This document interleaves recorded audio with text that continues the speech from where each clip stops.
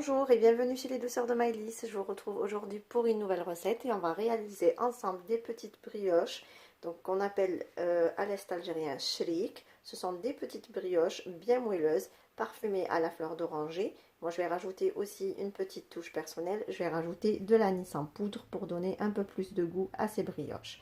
Donc ce sont des brioches en forme ronde qui sont hyper moelleuses, juste garnies de graines de sésame ou d'amandes effilées si vous préférez. Toute simple en fait, hein. Donc la recette est bien simple, on va commencer à voir ensemble.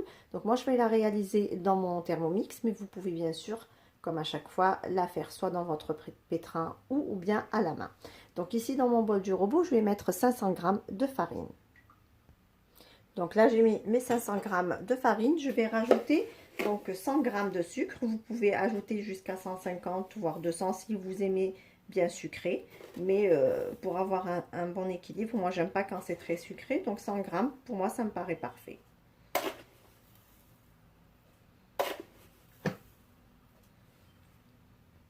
J'ajoute ici une petite cuillère de vanille en poudre que vous pouvez également remplacer par un sachet de sucre vanillé.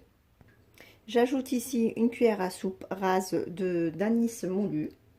Alors si vous avez de l'anis en grains, vous pouvez légèrement le chauffer dans une poêle avant de le réduire en poudre. Ça va relever un petit peu le goût. Et vous rajoutez, donc ça c'est facultatif bien sûr, vous pouvez garder uniquement la saveur de la vanille et de la fleur d'oranger. Et si vous aimez l'anis, vous pouvez rajouter, ça donne vraiment un bon goût à la brioche. J'ajoute également une cuillère à café de sel. J'ajoute aussi 2 cuillères à soupe de lait en poudre. Donc, comme vous avez l'habitude avec moi, vous voyez dans mes pâtes, j'ajoute toujours du lait en poudre. Ça donne du moelleux et une pâte qui ne s'effrite pas une fois qu'elle sera refroidie. Donc 2 cuillères à soupe de lait en poudre. J'ajoute ici une cuillère à soupe de levure boulangère déshydratée que vous pouvez aussi remplacer par un cube de levure fraîche, donc un demi-cube de 20 g. J'ajoute à cela 60 ml d'huile de table.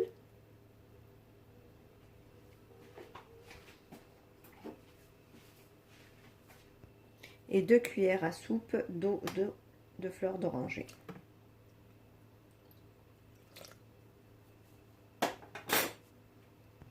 Et pour finir, ici j'ai 120 ml de lait tiède dans lequel j'ai mélangé un œuf entier. Donc j'ai cassé mon œuf dans le lait, j'ai bien mélangé donc l'œuf et le lait pour qu'ils soient à la même température et qu'il n'y ait pas de choc thermique de deux températures différentes. Et là on va venir donc verser petit à petit notre mélange en commençant à pétrir notre pâte. Alors si vous utilisez comme moi le Thermomix, vous pouvez aller jusqu'à 3 à 4 minutes de pétrissage, c'est amplement suffisant. Alors une fois que vous avez bien pétri votre pâte, vous ajoutez ici 50 g de beurre à température ambiante, coupé en petits dés.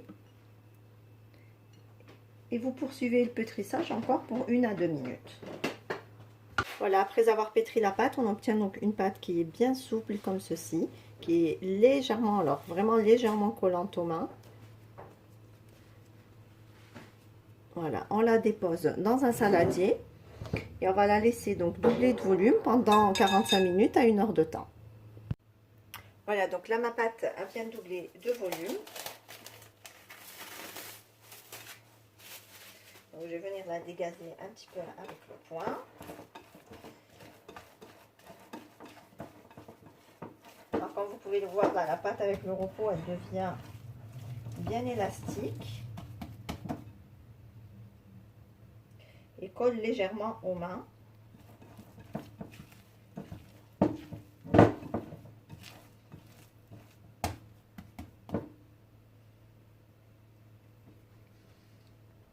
Alors là, je vais saupoudrer donc mon plan de travail avec un tout petit peu de farine pour pouvoir du coup travailler ma pâte sans qu'elle celle-ci colle au plan de travail.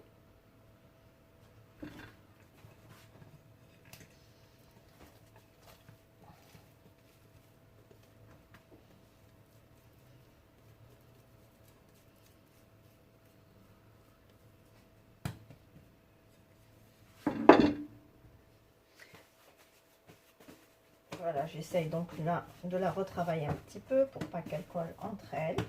Et là, je vais venir donc la diviser en plusieurs petites boules. Et là, c'est à vous de choisir en fait la grosseur de vos boules et la taille du coup de vos brioches. Alors, je vous conseille pas de les faire trop grosses puisqu'elles vont encore doubler de volume. Vous pouvez vous munir d'une balance hein, si vous voulez avoir des brioches de taille identique.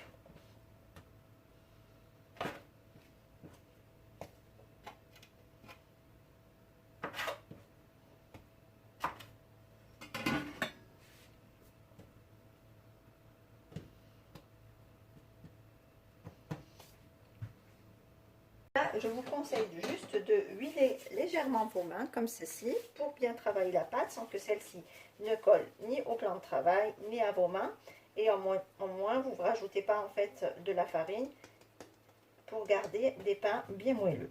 Voilà, on en fait des petits ronds comme ceci et on va les déposer donc sur notre plaque recouverte de papier sulfurisé.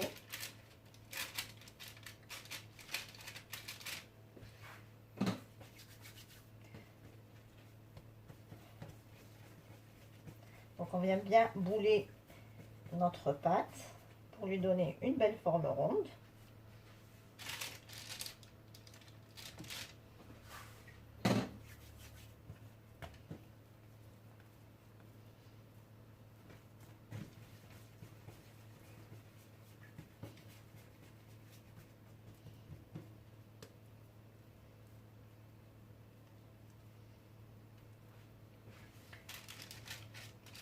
Et on continue ainsi avec tout le reste de notre pâte.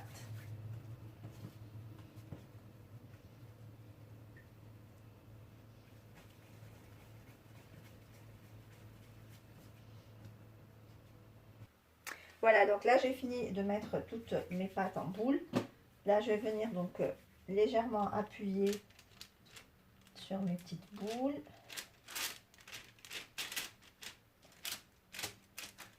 Parce qu'elle va encore doubler de volume. Et elle va encore gonfler à la cuisson. Pour qu'on n'ait pas trop de mie.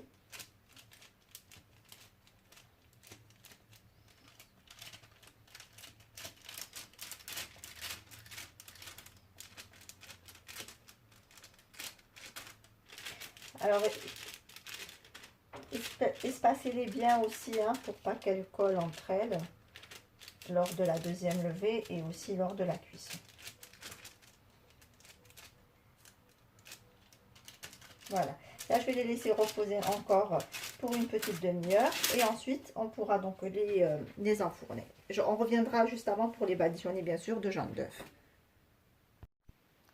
Ici, comme vous pouvez le voir, mes brioches ont bien doublé de volume. Là, je vais les badigeonner avec un jaune d'œuf mélangé à un petit peu de lait. Ensuite, je vais les parsemer donc de grains de sésame. Vous pouvez bien sûr les parsemer avec des amandes effilées si vous préférez. Et je vais les enfourner pour 15 à 20 minutes à 180 degrés.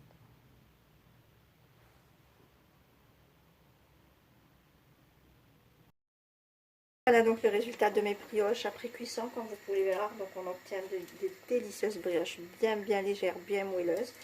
Je vais vous en couper une pour que vous puissiez voir de vous-même comme elles sont bien légères, hyper moelleuses.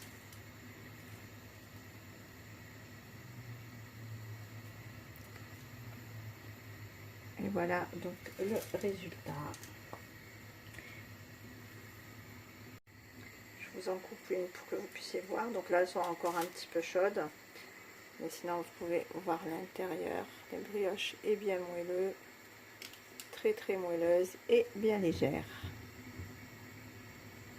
Et bien parfumée à l'anis, à la vanille, à la fleur d'oranger.